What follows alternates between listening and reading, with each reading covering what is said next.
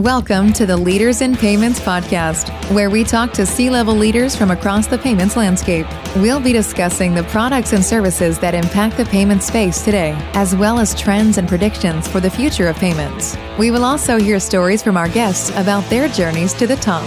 The innovation of our security bundle came out of discussion with payments companies that said, we want to bring something that's of value because there's a certain percentage of our customers that will never become compliant.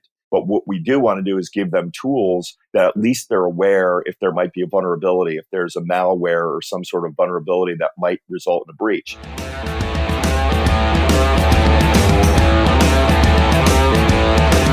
That was Bill Wade, the CEO of Company.com, and he is our special guest this week. This is episode 65 of the Leaders in Payments podcast, and I'm your host, Greg Myers. And hey, before we get started, if you happen to office in Houston, Austin, or North Texas, check out Fuse Workspace, where their mission is to help others do more. Check them out at fuseworkspace.com. Okay, back to the show. Bill grew up in Connecticut and was a professional drummer before hitting it big in the payments industry.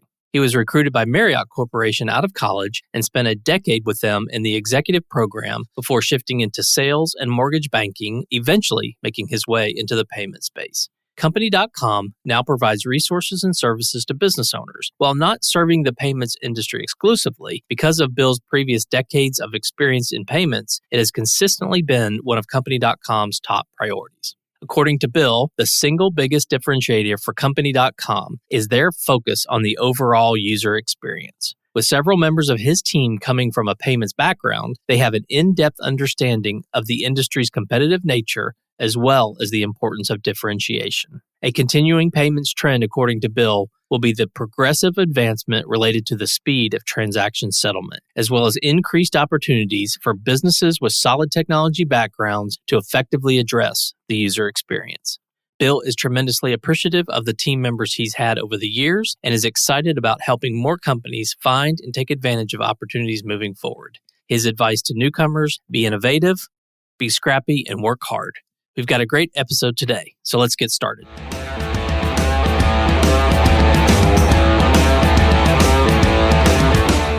Hi, Bill. Thank you for being here, and welcome to the Leaders in Payments podcast.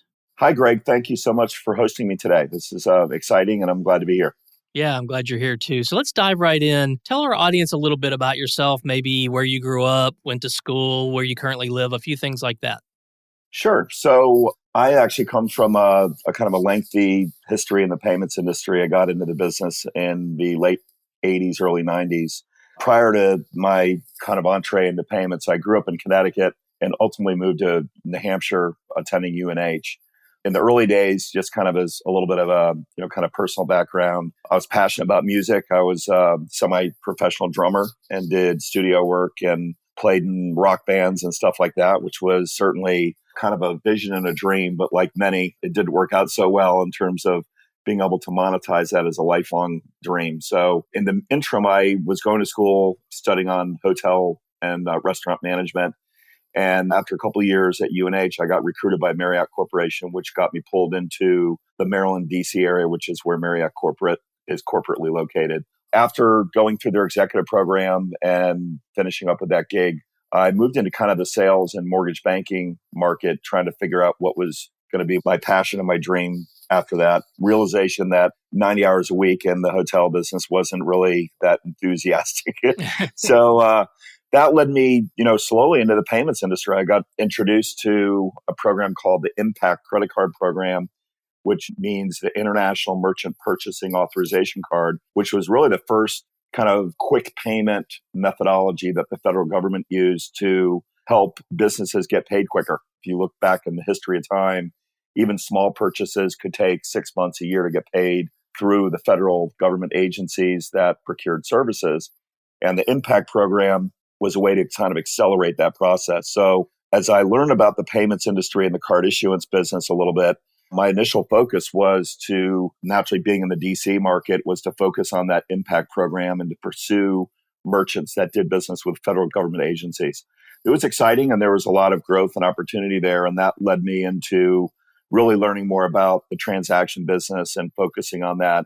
Dropped out of the mortgage industry, which I had a mortgage company with my business partner, and we focused solely on the payments business after kind of swimming in it for a year or two. The business at that time was Network One Financial, which was kind of a traditional ISO that had a transaction switch that we developed to kind of support ACH, recurring billing, and ultimately kind of integrated payments, which is now kind of what we know as ISV integration and PayFac.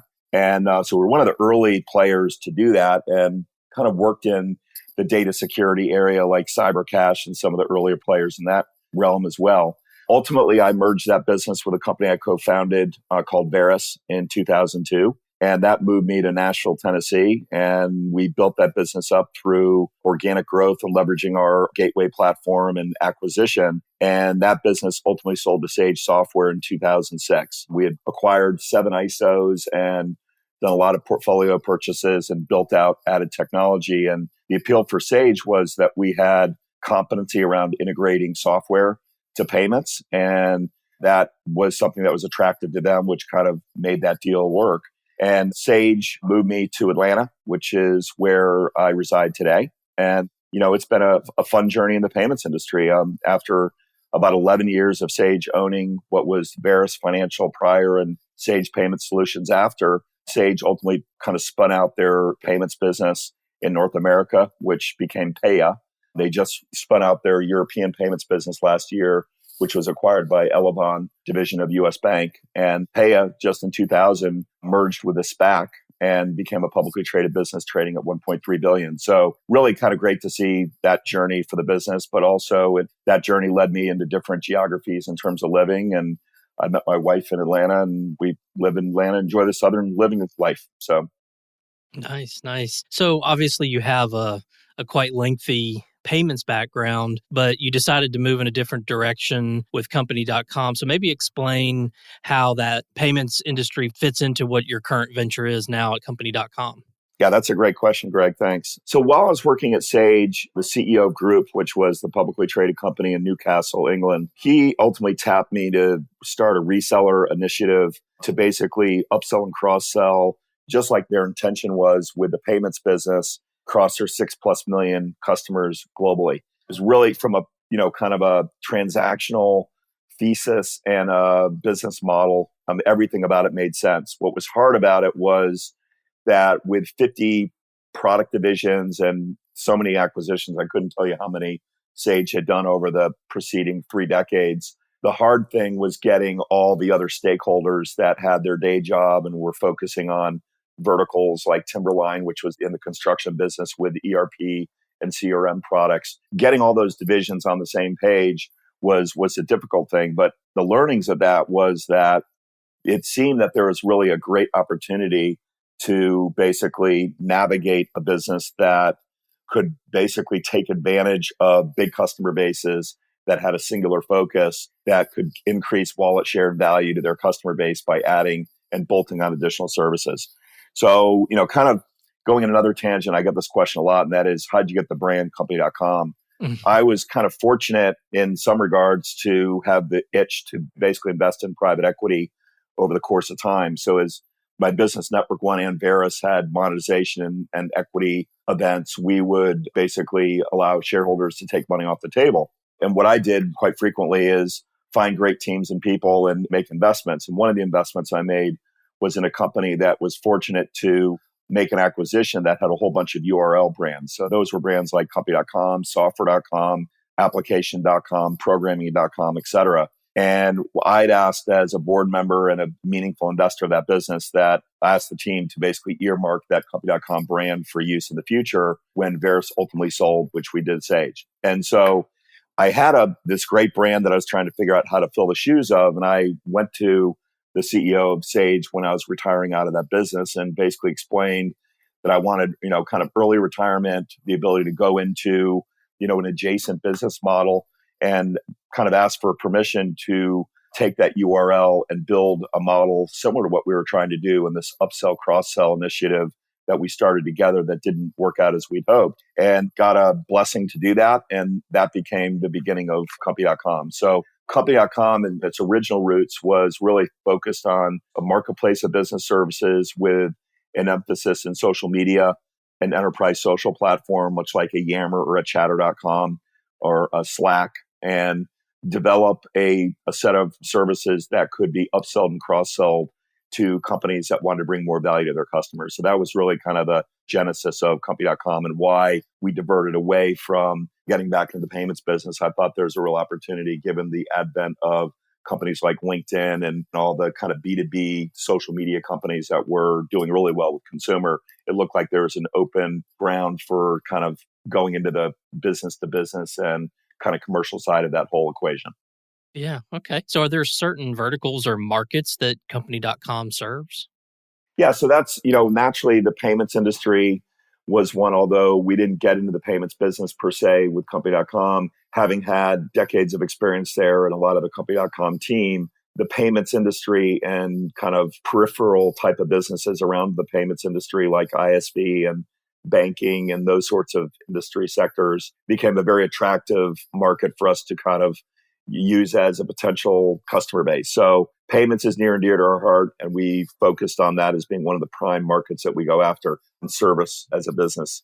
We also looked at, more of the e-commerce and business to business organizational opportunities and markets. So whether that's payroll companies or business finance organizations or accounting firms, any business that's got a deep contingent in small, medium-sized businesses are really an ideal target for us to bring value to. We also found success in going after maybe less obvious markets like retail.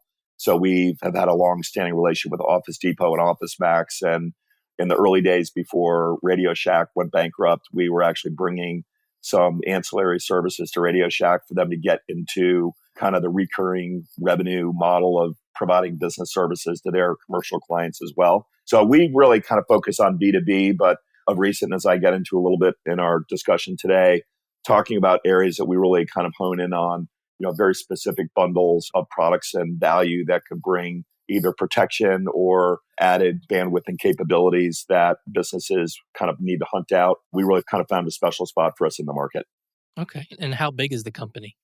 We have about 450,000 businesses that have touched our platform, and we've got 50 or so channels that are from different walks of verticalization, so to speak. So we've got a very broad set of small, medium, and large distribution channels. And I would say that of recent, being the last couple of years, the business has kind of evolved into a digital experience platform architecture where we have a lot of different value and feature sets that really kind of call to larger companies that require certain standards of security and stability for, kind of addressing their customers in a SaaS or cloud-based business architecture. So we kind of made a lot of investment into making sure that we meet all the check the boxes, so to speak, of big enterprise.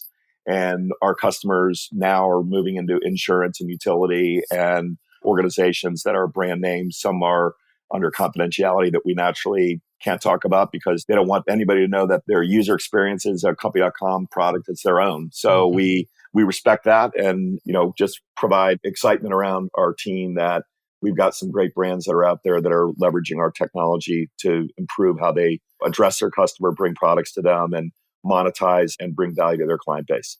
Sure.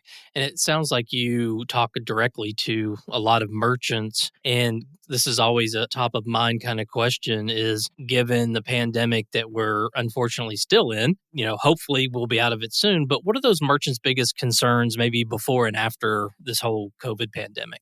Yeah, that's an awesome question and one that I could answer many different ways. First, and I think an important element to any business that is deploying services to small, medium-sized businesses is that if you don't talk to the customer and actually really do deep dives to understand what their needs and pain points are, then all too often businesses, and certainly it's an easy trap to fall into, you build stuff hoping that businesses will actually adopt your product. And many times you're disappointed that you build a great product, but nobody wants it because you haven't really solved the problem. So to that point, the one thing that we've maintained as a discipline before and after COVID is that we regularly talk to businesses, to merchants, to channels to basically assess what their pain points are and what things we can do to bring an enhanced value. Before COVID, kind of on the payment side, I would say unrelated to us, and we've all seen this in the payments world, that user experience and mobile and speed of transaction settlement and kind of that user experience kind of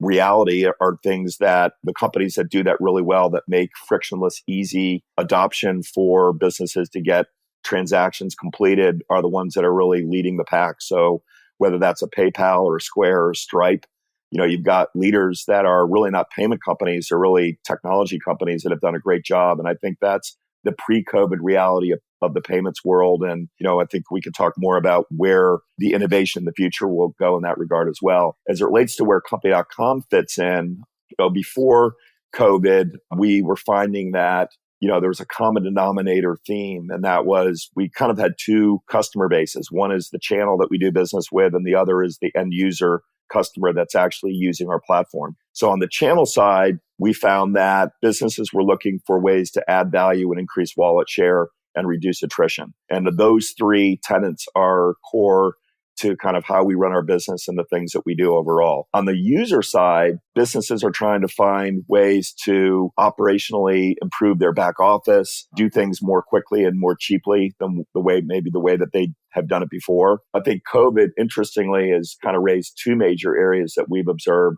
One is lead generation, businesses trying to get back to normal and wanting to grow again. So we basically have developed what we call marketing sleeve of products that help businesses create lead generation and get leads flowing to them and improve their digital footprint on the web.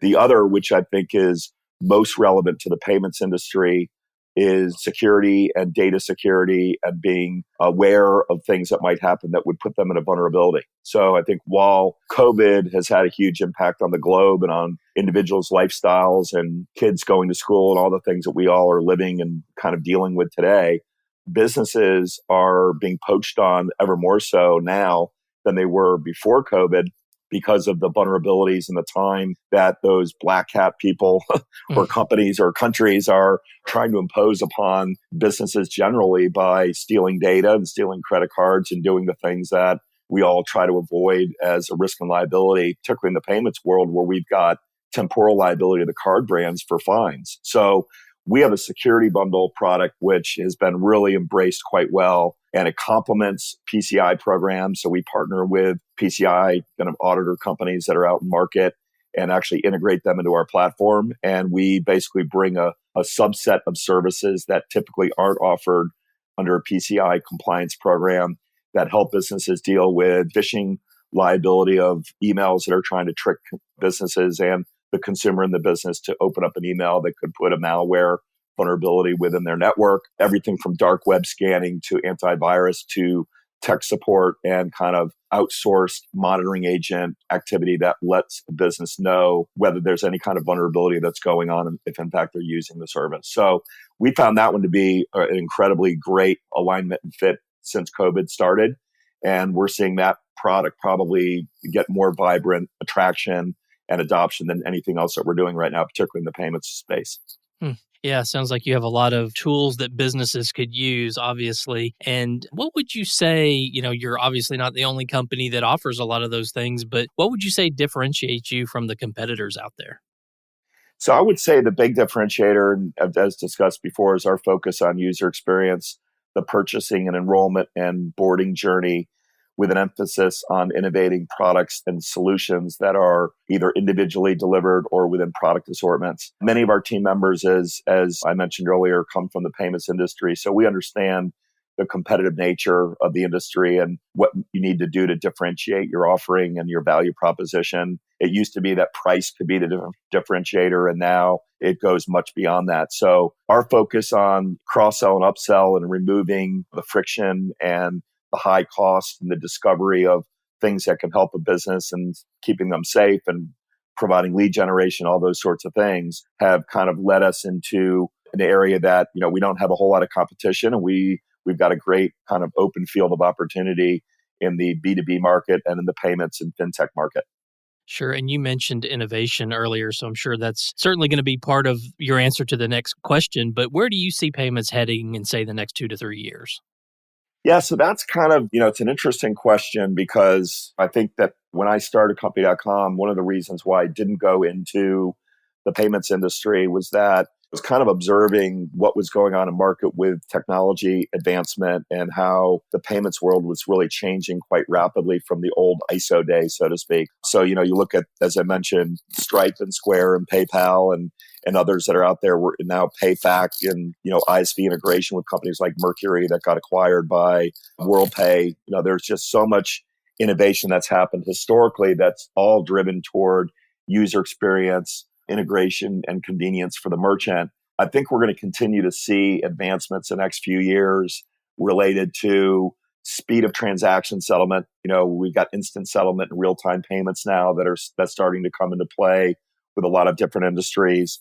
I think we're going to see a lot of opportunity for businesses that have got a good, solid technology background that can really take advantage of addressing that user journey and that user experience on the payment side. And I think that at the end of the day, really the consumer drives a lot of the activity and the behavior and the pivots that, payment companies need to go through. So blockchain and biometrics and augmented reality and future enhancements around that user experience and eliminating transactional friction. I think that those companies that can stay ahead of the curve and can actually innovate in a way that makes it really easy to address something that's relatively new or a complement to an existing process are the ones that are going to win. I mean, at the end of the day, nobody really wants to know how the sausage is made. They just want to know that it tastes great. And so I think that, layering in some of these technologies are great. I mean, I will say one thing that we're really excited about is we've been involved with a couple projects that are related to virtual reality and augmented reality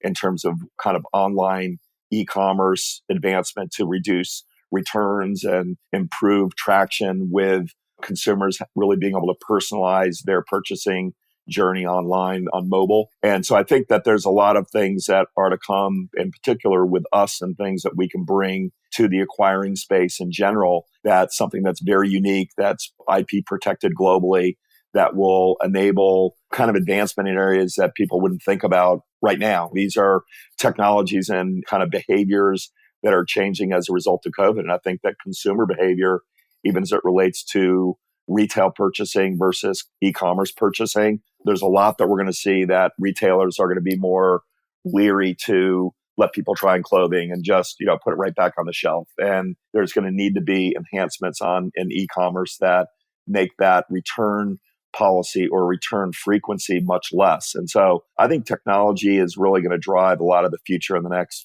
kind of 2 to 5 years. Yeah. And you mentioned staying ahead of the curve. So beyond the augmented reality stuff you mentioned, what else is your company doing to stay innovative? Yeah. So I've said this a couple times and I'll say it again as we talk to our customers and our channels. Our ability to stay current with where we can bring value to our clients and our channels is really relevant to not only talking to customers, but getting feedback, testing, validating the hypotheses or the request for added services or a bundle or a user experience augmentation of what we're doing now. And then once we validated that and we've gotten a very strong response that we're on the right track, then we start adding that product feature, building that product feature, and then delivering it out to the market. And so a good example of this is, and I'll give you a very specific kind of use case example, is that the marketing sleeve that I mentioned earlier and the data security product assortment, those two products seem to fit really well, not only in the payment space, but certain verticals that really just they've got great expertise, but they don't have kind of the normal staffing to be able to do some of the things that they'd like to do. So as an example, the veterinarian space, by way of example, we met some folks that had been kind of the roll-up experts in that space where they realized that there's great opportunities to basically buy individual practices and assimilate them into almost like a payments roll-up model where you got lots of companies that all come under either one brand or individual maintained brands and do shared services amongst those relationships. In that discovery process, we learned that the vet space is great at the professional service of the pet market and taking care of animals and doing all the things that you need to do to keep your cat and dog and horse and whatever else that you own in your house healthy, but they're horrible at marketing. Their idea of marketing and growth is increasing pricing and sending a postcard to a customer reminding them that their pet needs their next set of vaccination shots.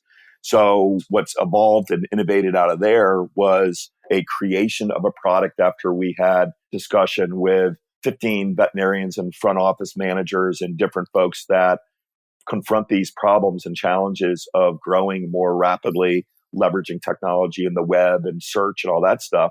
And we actually came up with a product assortment that really went front and center in protecting the veterinarian practice and helping that practice grow. And now we're rolling this out to the PE and venture capital firms that own 200, 500, 700 veterinarian practices. And they're basically rolling out in mass so that we can help grow those businesses and improve their reputation management on the web and all that kind of stuff. And so that's kind of the types of things that we do to stay innovative and stay current, is kind of learning where are we fixing a problem that might exist and might not be as obvious as you would realize. But in that example, it became very obvious that there's a real problem that needs fixing here. And unfortunately, the practices might not even realize that they've got a problem, but those that are trying to grow the business because they acquired them do. And they're the ones that kind of helped shepherd us in the right direction that we could actually create a solution for that problem. Yeah, I think that's a great example of actually listening and hearing what the pain points are and then actually finding a solution. Yes. And those are the types of conversations we love to have. And candidly, the security bundle that we've got really innovated out of the payments industry, because we talk to companies that they've got an obligation to Visa, MasterCard as it relates to level 1, 2, 3, and 4 PCI compliance requirements. And the requirement for merchants to be compliant at all levels have come and gone long ago, where there's a requirement and the fines are heavy and the risk is large for those merchants that are basically vulnerable to a data breach. And so as we talk to our channel customers, the ISOs and the processors and those that we do business with today, as it relates to some of the challenges that they have, what we discovered is that this non-PCI compliance fee that seems to go up and up and up. I mean, there are some players out in market now that are $50, $75, $100 per month as a non-PCI compliance fee. It's a real vulnerability for the payments acquirer, because there are the competitions out in field knocking on doors, looking at statements saying,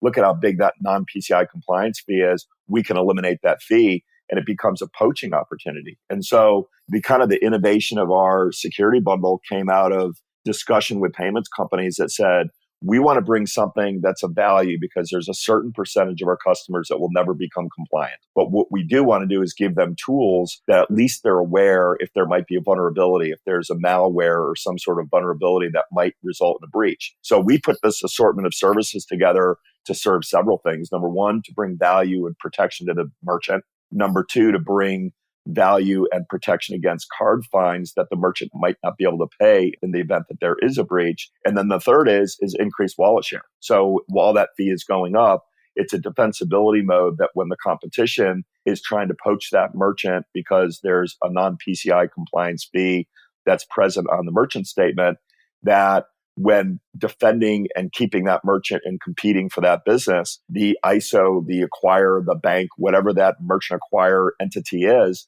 can actually advocate to the merchant that we're providing you value for that fee. We'd like you to become compliant, but in the meantime, we want to make sure you're safe. You've got our security bundle suite that's available to you to help safeguard you, and you are getting value for that fee. But please, take serious consideration to becoming compliant. And so it's really a great strategy from our viewpoint that was kind of shared with us from some of our bigger ISOs and clients. And that's how we innovated that product. Yeah, that's pretty fascinating. Well, let's switch gears a little bit and talk about you. So from aspiring drummer to CEO of Company.com, anything about your journey in between that you want to share? I would say that the journey that I'm so fortunate to have is that I've been able to be very, very lucky to find great team members and colleagues that work with me in a number of enterprises that I've worked with. It's always easy to say me, but it really is a we moment when you're building a company and you're expanding. So, I have to give kudos and great credit in Network One and Barris in the early days, and then today in Company.com and a few businesses in between that, it's not me, it's how the team comes together and works together to make things happen. So been very fortunate that the team members that I work with have got experience in search and AdWord arbitrage and digital media and social media and payments and financial services and all that fun stuff. But the reality is that we've been able to kind of pull together as a team and take advantage of the opportunities as they are out there. And it's a fun journey to be able to, kind of navigate through the unknowns and leverage the talent and pull each other up by the bootstraps when needed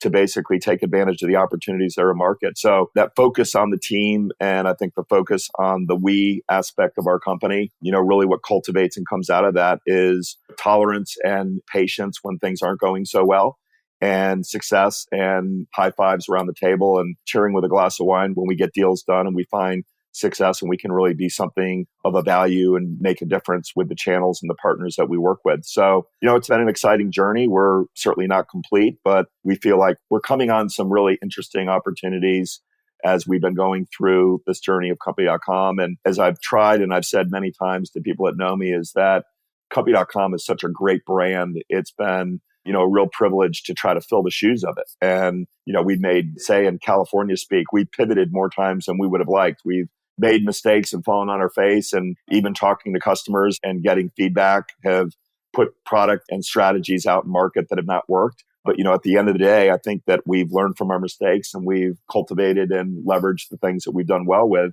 And that's resulted in, a great culture and a company that we're really proud of. And we're excited to be in business and surviving COVID. And we hope that we can help some of your listeners find a way of improving their customer user and engagement journey with our DXP, or something as simple as let us help you with adding a security bundle to safeguard your customer and increase wallet share and defend against attrition. Sure. So what are some of the things you're passionate about? Maybe pick one work-related thing and one non-work-related thing. So I would say on a non-work related topic, love traveling and exercise. So I'm an avid skier and luckily I've been able to ski a couple times this year despite COVID. So that's always fun. I think that travel shut down has been a little frustrating for me and my family and my wife. We like to get out and visit family and friends and such. And COVID has had an imposition of that. So, that's kind of from a personal, hopeful perspective. I hope that COVID gets in our rearview mirror so that we can go back to that normal. That would be great. On the business front, I'd be remiss if I didn't say that I'm most excited about the Company.com story. I think that we've got lots of opportunities in front of us that we've yet to discover. I will say, though, that from an aspirational perspective, I've been involved with a company that has been innovating some technology to help with Alzheimer's and dementia and Parkinson's disease.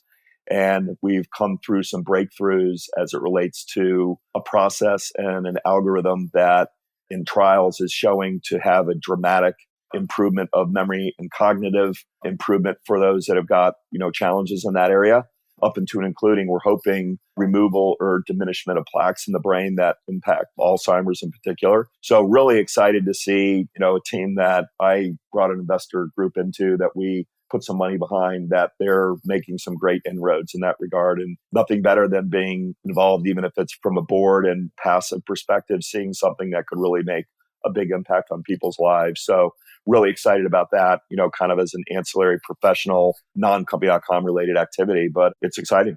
Yeah, sounds like it. So you've been in and around the payment space your entire career. So what advice would you give to someone that's just starting out in payments?